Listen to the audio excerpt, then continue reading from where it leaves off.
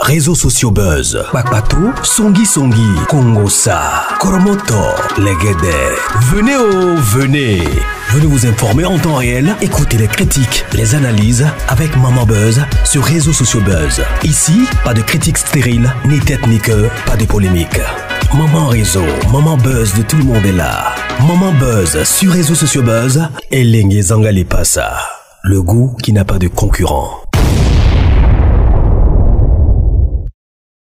Qui a retrouvé le corps d'Alexandra?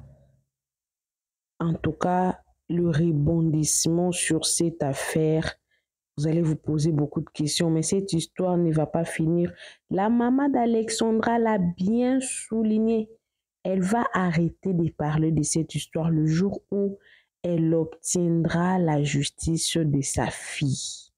Voilà. Alors, ça dépend de la position où vous allez vous retrouver de ma vidéo. Vous allez voir sur la gauche, par exemple moi, sur la gauche, vous allez voir des informations sur la personne qui a retrouvé le corps de notre Alexandra. Cette vidéo-là, c'est la vidéo que vous allez commencer avec. Il y a une personne, c'est un Canadien. Vous allez même écouter son français. Il a été interviewé. Vous allez écouter ce qu'il va dire. Je vous dis, c'est grave. De l'autre côté, la maman d'Alexandra et son beau-père étaient partis sur une... Si vous voulez suivre l'intégralité de cette émission-là, tapez sur YouTube Top Congo FM. Top Congo FM. C'est une émission de plus d'1h24. Je ne peux pas copier l'émission d'une personne en entièreté pour venir poster ici, mais néanmoins, j'ai pris une partie qui m'intéressait, qui parlait en tout cas des choses vraiment très importantes sur les enquêtes, sur son corps, des histoires comme ça. Hein? Vous allez voir, mais si vous voulez suivre l'intégralité en tout cas de l'interview de la maman d'Alexandra et de son beau-père, vous allez aller sur Top Congo FM. C'est une chaîne YouTube, vous allez suivre ça, c'est une émission de plus d'1 heure. Moi, j'ai pris cette petite partie-là parce que j'en avais besoin pour coller avec mon émission. Alors, qui a retrouvé le corps d'Alexandra? Je ne vais pas beaucoup parler. Vous allez écouter ici. Il y a des révélations graves. Cet enfant a été déjà enterré à Kinshasa. Mais qui avait retrouvé son corps? Qui avait retrouvé son corps? Des révélations graves. Ça sent du sabotage au niveau de la police canadienne. Parce que cette petite-là n'était pas canadienne.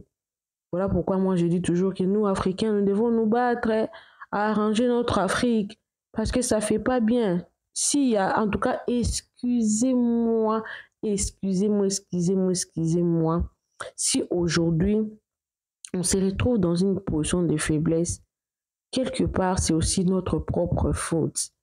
Parce que on veut toujours pointer du doigt aux autres. On ne veut pas se regarder nous-mêmes. Si le Congo était un pays développé, la maman d'Alexandre n'allait pas envoyer sa fille au Canada là-bas. Si il y avait un problème qui serait arrivé à Alexandra, elle allait se battre avec sa propre justice, la justice de son propre pays. Mais elle est sans force. Elle est toute seule face à une justice complexe. Je n'ai pas dit un pays d'injustice, non. Face à une justice complexe. Quand je parle de la complexité, ça peut aboutir à quelque chose, tout comme ça ne pourra jamais aboutir. Voilà pourquoi je dis toujours que c'est une justice complexe. Mais je ne peux pas condamner cette maman de pouvoir parler toujours et encore de sa fille. Parce que nous sommes au mois de février, sa fille a été enterrée au mois de décembre. Jusque-là, le choc, elle est encore très récent. Alors, je vais vous proposer toutes ces deux vidéos-là. Vous allez d'abord commencer par la vidéo de qui a retrouvé le corps d'Alexandra. Et ensuite, vous allez vous retrouver avec le 17 minutes, de l'interview de papa et la maman d'Alexandra, expliquer et tout.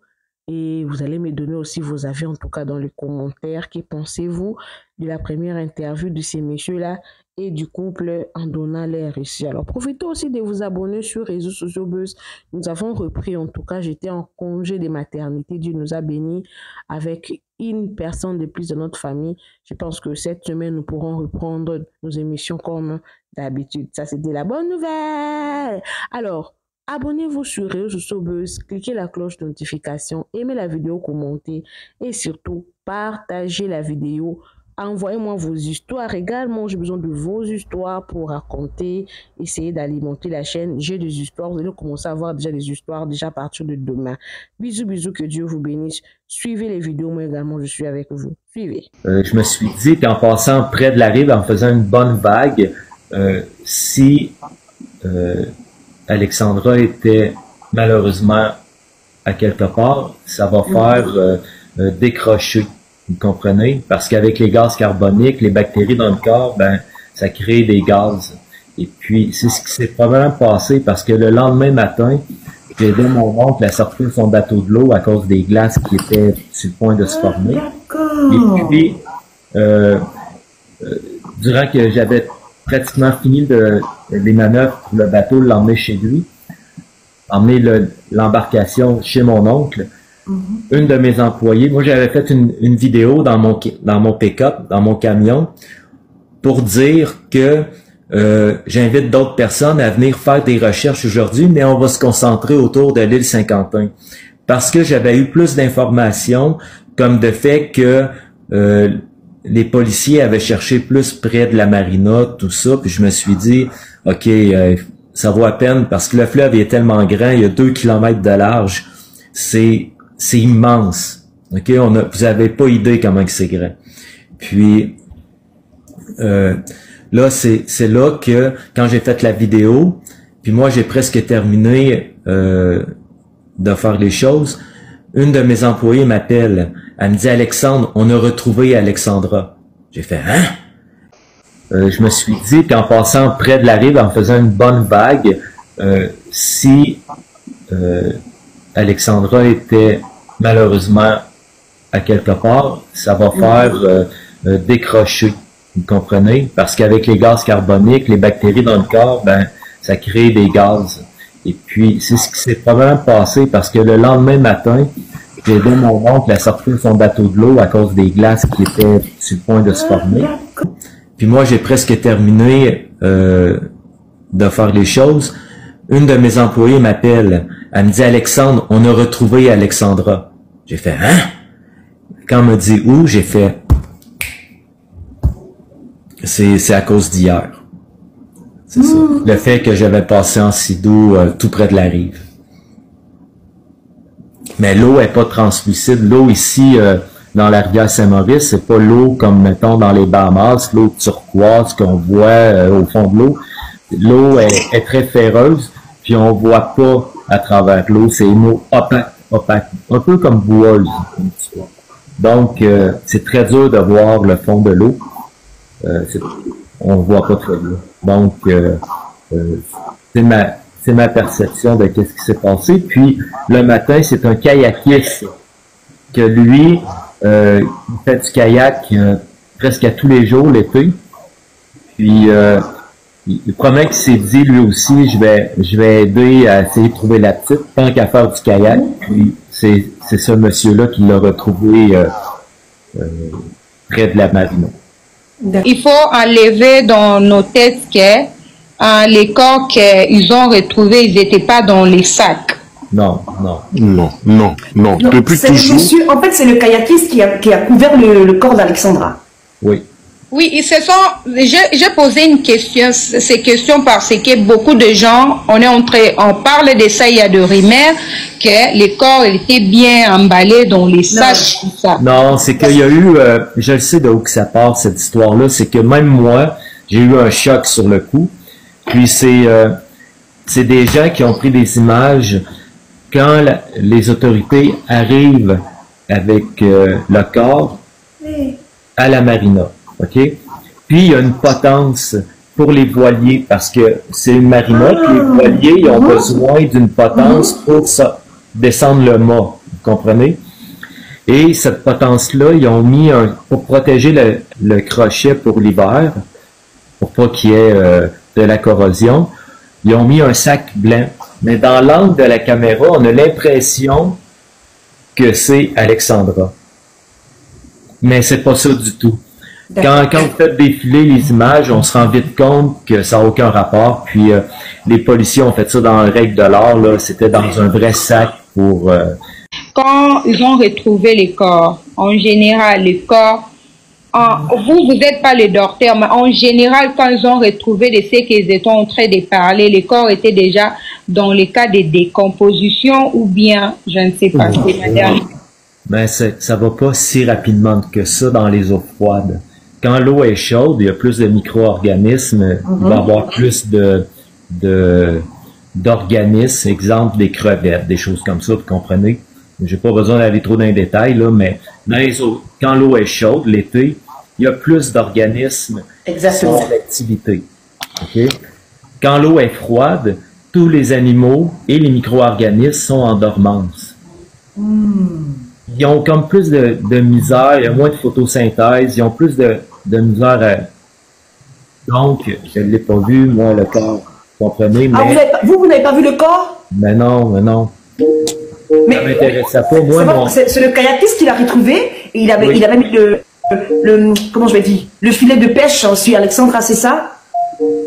Non. Il a recouvert avec le filet de pêche? Non. Ils ont recouvert les policiers pour le respect de la victime. Ils vont toujours recouvrir.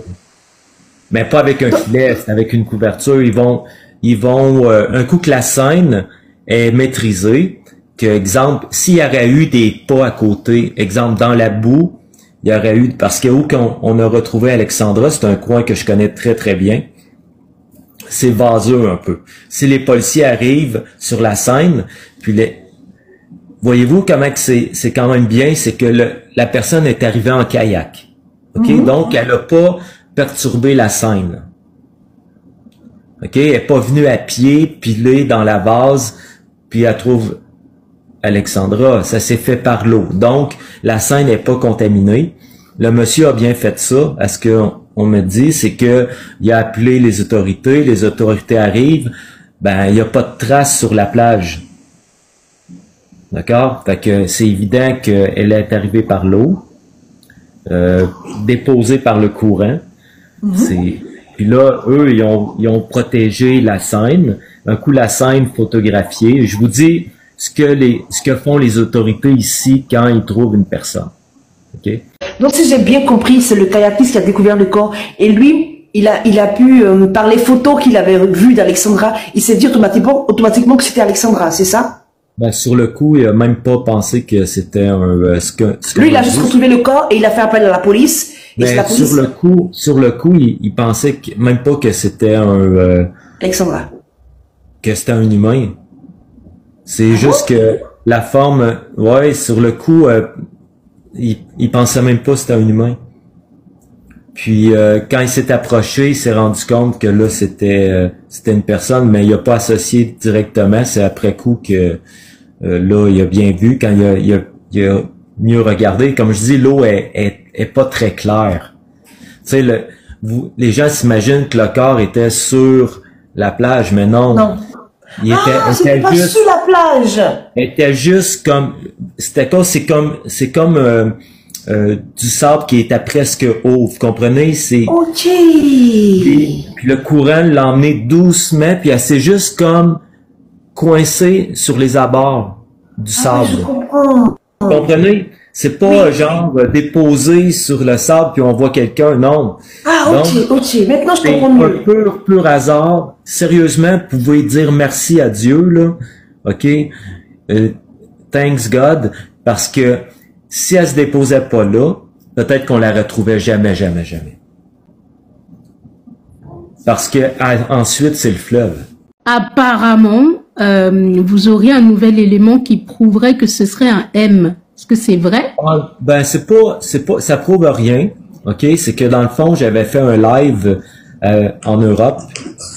Puis, je cherche pas à faire des lives. OK? C'est parce que les gens, ils viennent me faire des demandes. Puis là, je fais, je sens que c'est comme ils veulent entendre des explications. Exactement. Donc, je veux y participer, mais je vais jamais faire un live par rapport à ça parce que je trouve que pour moi c'est pas nécessaire. Ok. Puis dans le fond, c'est que quand j'ai fait un live en Europe, il y a un garçon que je connais qui a participé aux recherches avec moi. Et après le live, il m'appelle. Il dit Alexandre, il dit ma mère, elle a été dans le parc. Dans le parc à l'île Saint-Quentin. Elle arrive en voiture, elle se stationne, puis avec son amie, une autre femme, ils prennent une marche. Puis, quand elle revient à la voiture, il y a un message sur sa voiture. Puis il y a un garçon que je connais qui a participé aux recherches avec moi. Et après le live, il m'appelle.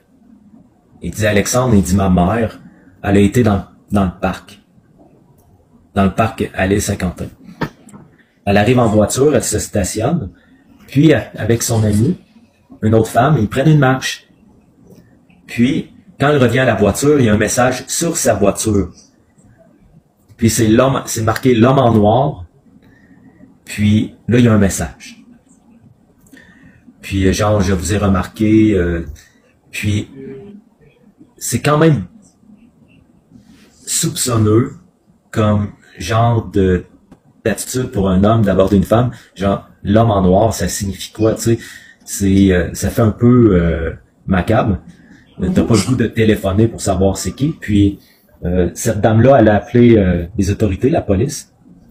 Puis ils ont dit, madame, c'est pas le premier message. Ce qui est curieux, c'est que l'homme espionne les femmes. Parce que, premièrement, il a suivi la dame pour savoir où est sa voiture. Fait qu'il les a regardés rentrer avec la voiture, il les a vus sortir, il les a probablement suivis, puis après ça, vous comprenez, c'est comme, ça donne à se poser des questions. Mhm.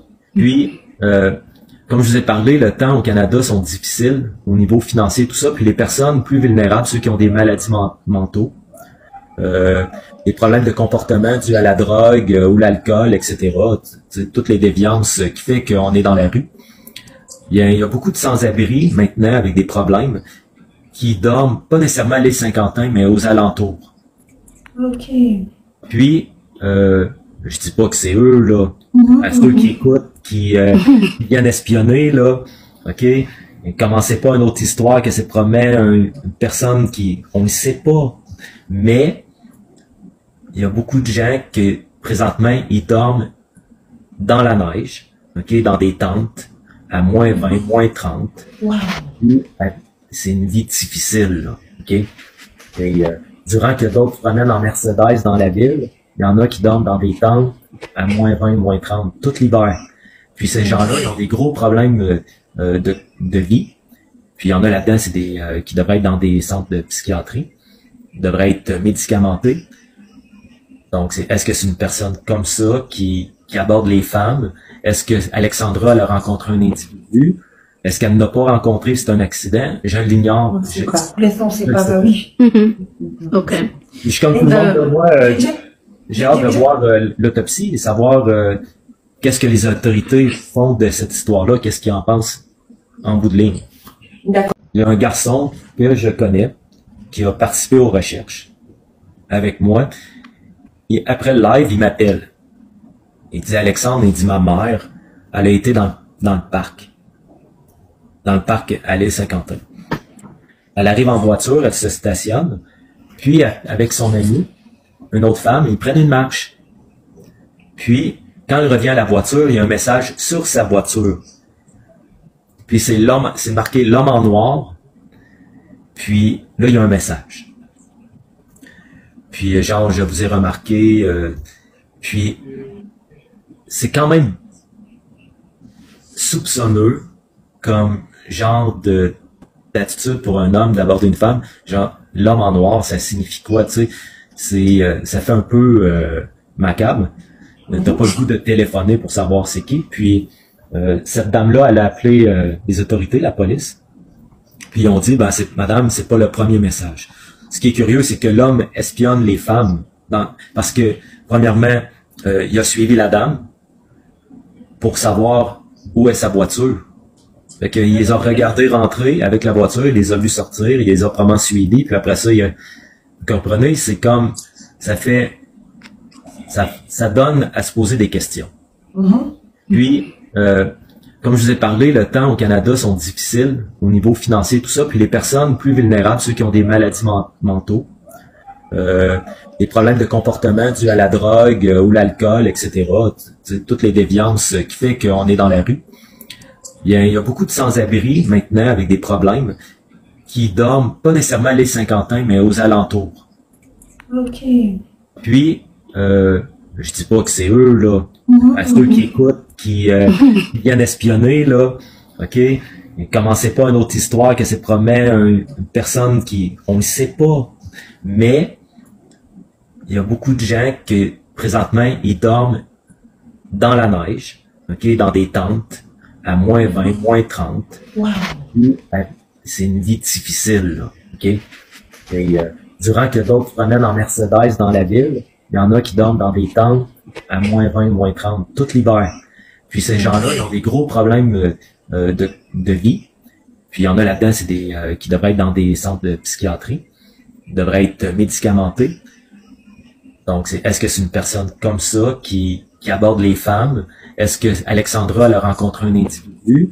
Est-ce qu'elle n'a pas rencontré, c'est un accident? Je l'ignore. Pour l'instant, c'est pas ça, oui. OK. Je suis comme tout le monde de moi, j'ai hâte de voir l'autopsie et savoir qu'est-ce que les autorités font de cette histoire-là, qu'est-ce qu'ils en pensent en bout de ligne.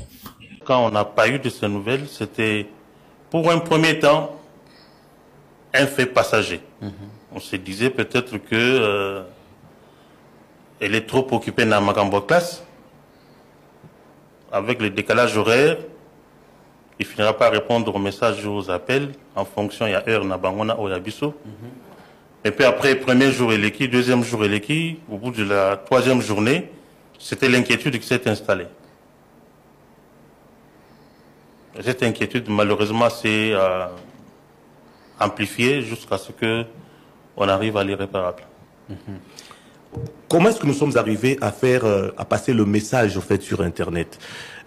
Qu'est-ce qui vous a poussé? Parce que je pense que c'est cet élément-là, en fait, qui a fait que le monde puisse se réveiller, le monde puisse être debout par rapport à la situation. Alors, c'est quoi le processus pour que vous ayez votre téléphone devant vous et lancer ce cri d'alarme? Merci, Papa Freddy, pour la question. En fait, moi, ce qui s'est passé, c'était depuis le vendredi, quand on est entré en contact avec la police. Je pense que j'ai fait cette vidéo parce que, après avoir parlé avec la police qui disait qu'elle avait déjà commencé à enquêter, je revenais à l'appel, je les appelais tous. On n'a pas encore réussi pour le moment à la retrouver ou à la localiser. Peut-être qu'il suffisait de lancer une vidéo, je sais pas, d'alerter en fait le monde. Et peut-être que quelqu'un aurait peut-être vu Alexandra quelque part dans un supermarché, ou peut-être séquestrée, ou je sais pas comment dire, mais je me disais que il fallait que j'alerte le monde. Peut-être que ça viendra de quelque part auquel on ne s'y attendait pas, parce que voilà, je me suis dit que je peux dire, à la fin, je dirais, c'est l'instinct d'une mère, peut-être. Merci de la montrer là. Alexandra Zaki, moi, il y a beaucoup de makasi. Beaucoup bien et pas la biso, moi, calme. Kimia makasi. Hier, au fait, même pour s'exprimer devant les gens, il fallait insister. Elle était tout le temps soit dans ses documents, soit sur son téléphone. Elle peut être en compagnie des gens, mais il faut vraiment insister pour qu'elle puisse s'exprimer. Partout où elle est passée, les témoignages des autres, nous, on connaissait, ça ne nous étonnait pas. C'était véritablement qu'on a vécu avec, à la limite, une fille qui s'apparentait à l'ange. Volonté à elle, les volonté naïe, tous les volontés à Bino Baparane Bobi qui n'est autant au Canada. il faut vous suivre dans les contextes pour bien expliquer ça. Il faudrait dire que Alexandra a fait une partie de ses études ici au Congo, ce qu'on appelle chez nous les humanités, donc une partie à Matadi, une partie à Lubumbashi et une dernière partie à Johannesburg, en Afrique du Sud. Et pendant ce parcours-là, parce qu'elle a eu ce qu'on appelle chez nous diplôme d'État, ou de l'autre côté on appelle ça métrique ou le bac dans des mondes francophones, elle a eu ça à Johannesburg en Afrique du Sud. C'est au fait, c'était son rêve d'aller au Canada. Ok. Et c'était toujours exprimé, elle demandait que moi je voudrais aller faire mes études au Canada. Donc c'était vraiment sur sa demande, c'était sur sa demande avec insistance en plus, que quand moi je vais finir mes études des humanités en Afrique du Sud, pour l'université, j'aimerais aller étudier au Canada. Quand elle est partie, déjà, c'était pratiquement, l'année avait commencé, donc sa session avait déjà commencé. Donc elle est partie, elle n'a pas eu de temps mort, elle est partie directement, elle a commencé les études, parce qu'elle avait presque, on va dire, quelques semaines de retard sur la reprise de l'année académique. Donc il n'y a pas eu de temps mort. Alors, s'il faut compter le temps où elle est partie, et Nangonga, où elle est ça peut être pratiquement une année. Grosso modo, donc elle est partie le 15 octobre 2023. Et elle a fini sa première année, en fait, qui était préparatoire à l'université de Québec à Trois-Rivières. Et au bout d'une année, malheureusement, ce qui est arrivé est arrivé. Oui. Elle est arrivée là-bas. Est-ce qu'elle avait apprécié? Est-ce qu'elle avait aimé? Est-ce qu'elle était contente? Est-ce qu'elle était, voilà, elle était ouverte? Elle était, elle s'était dit enfin que bon, voilà, mon rêve s'est réalisé. Est-ce que il y avait cet enthousiasme-là en elle, au fait? Il y en avait effectivement parce que déjà elle était très contente.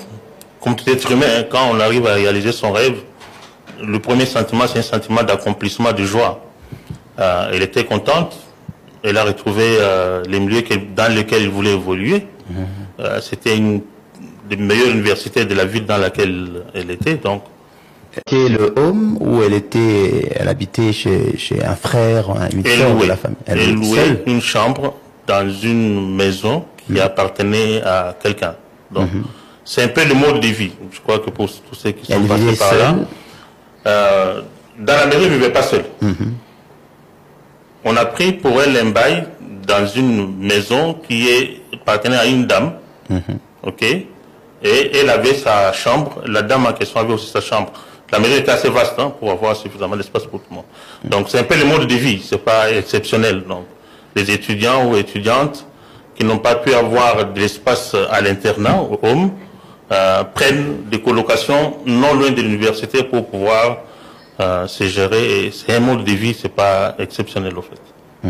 Oui. Est-ce que, maman Rosemeline, vous aviez de très bonnes relations avec votre fille? Parce que beaucoup de choses se sont quand même dit, beaucoup d'eau a coulé sous le pont par rapport à cela. On avait une relation fusionnelle.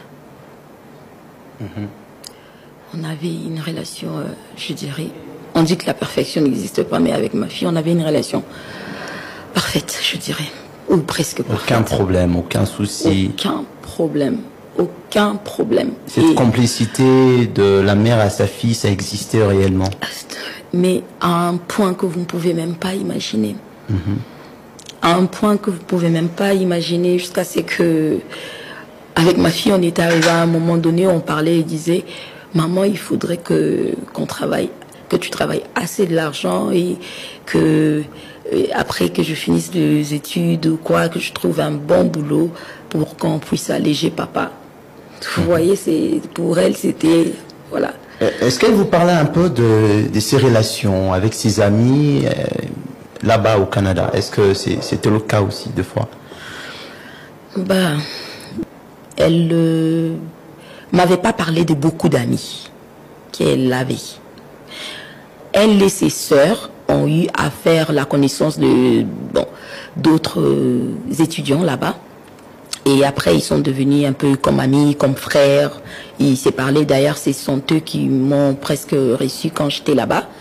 Donc, elle était presque avec eux et puis avec, d'après ce qu'elle-même me disait, avec sa coloc aussi, puisque une fois, 2 fois, elle a eu à me parler. Elles sont parties faire le truc de la salle qu'on monte, on grimpe à la montagne. Les noms m'échappent. Oui, et je pense que elle l'appréciait beaucoup et voilà, c'était ça. Alors, elle était dans quelle faculté? Elle faisait quoi comme études? Elle faisait le business. Ouais. Voilà. On appelle l'administration des affaires. Est-ce que jamais elle vous a fait part de menaces racistes, puisque on parle bien, on est au Canada? Est-ce qu'elle vous a dit, elle a appelé papa, j'ai des problèmes, on me traite de noir, ainsi de suite, des menaces racistes? Est-ce qu'elle en était victime une fois? Non. Elle s'était jamais plainte. Peut-être qu'elle vous a caché la vérité, ou le problème, elle voulait gérer seule. On est majeur, on gère des problèmes, mais on savait partager. En tout cas, les inquiétudes, on savait les partager. La manière dont on vivait était telle que quand il y avait une difficulté, quand il y avait une plainte, elle n'avait jamais caché.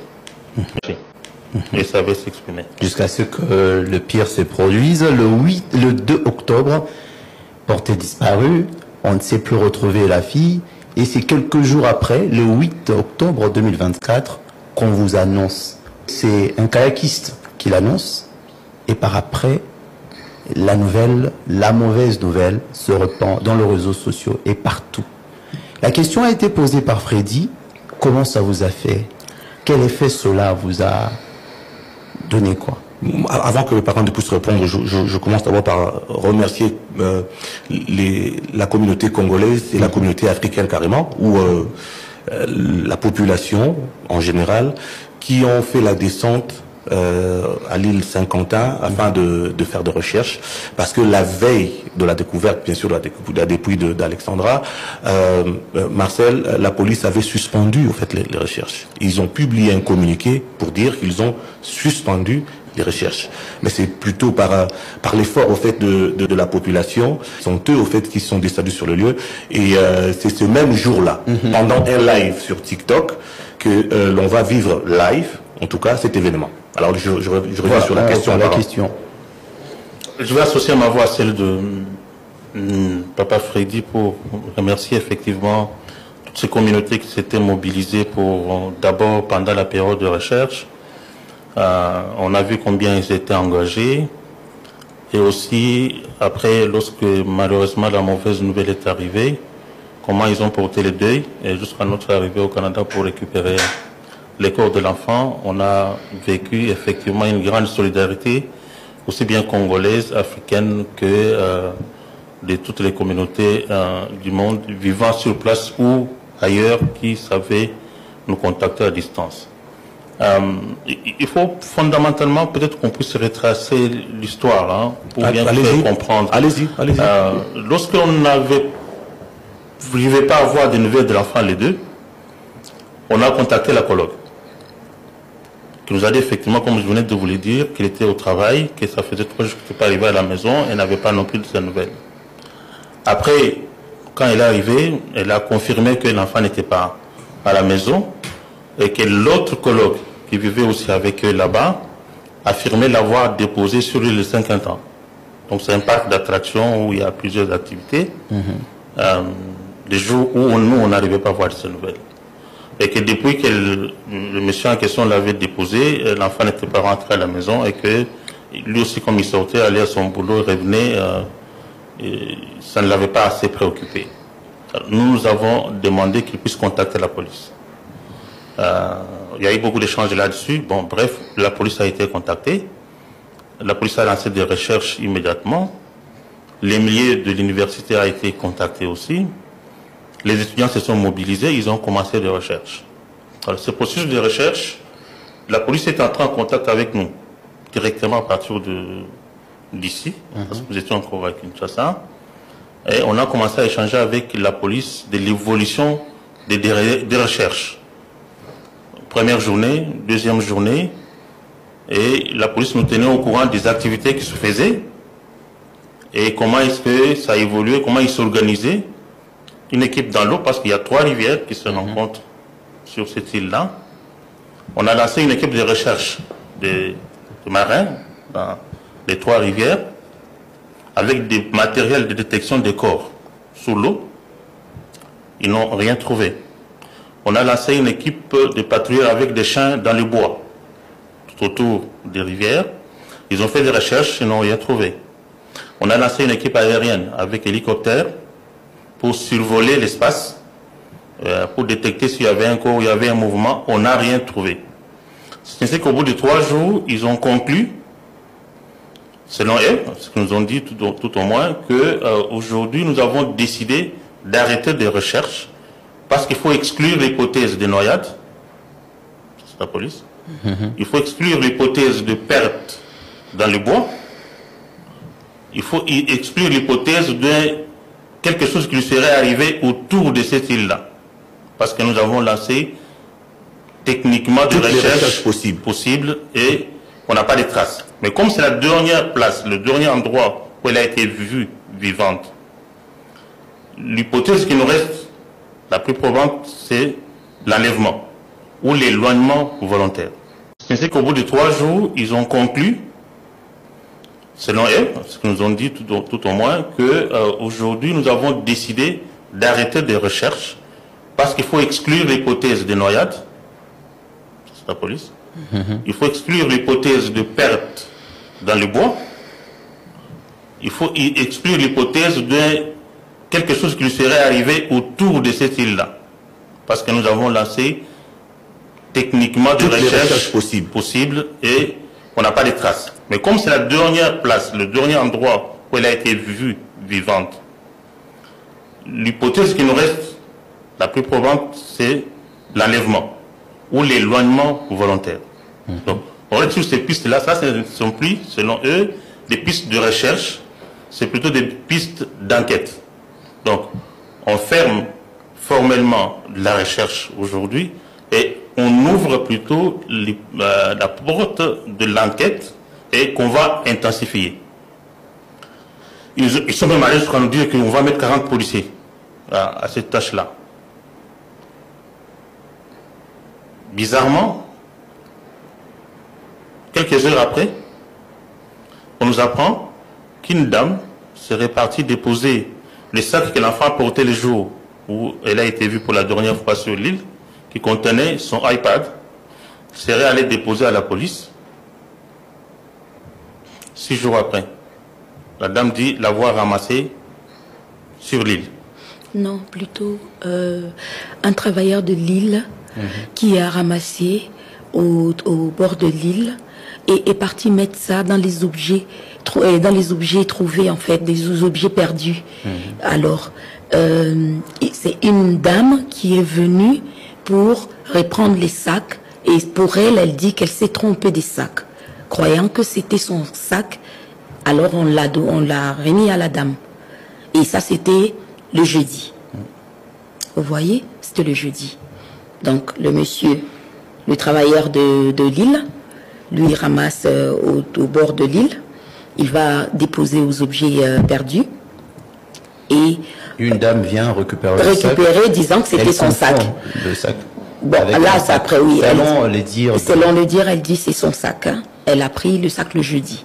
Elle part avec le sac le jeudi, le vendredi, le samedi, le dimanche, lundi, mardi. C'était le mardi qu'on a retrouvé le corps d'Alexandra. Et 1 heure avant qu'on retrouve le corps d'Alexandra, que la dame est partie déposer l'iPad. Et non à l'île, au parc.